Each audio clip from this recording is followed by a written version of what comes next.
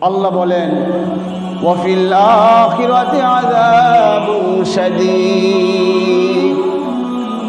আল্লাহ এরপর বলেন এই সমস্ত মানুষের মধ্যে যারা কিয়ামতে যাবে, পরকালে যাবে, এই সমস্ত মানুষের মধ্যে কিছু মানুষ জাহান্নামের আযাব ভোগ করবে। আর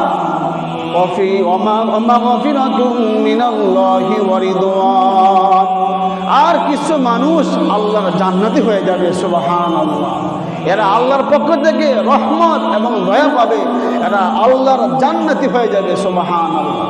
তাইলে মানুষ হাসরের ময়দান গিয়া কিছু মানুষ জাহান্নামের আযাব ভোগ করবে, আবার কিছু মানুষ জান্নাতের আরাম আয়েশ ভোগ করবে।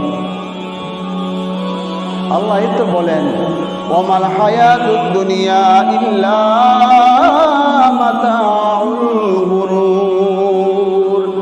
আল্লাহ এরপর বলেন দুনিয়ার জীবনটা ধোঁকা ধোঁকা ধোঁকা, আর ছাড়া কিছুই না।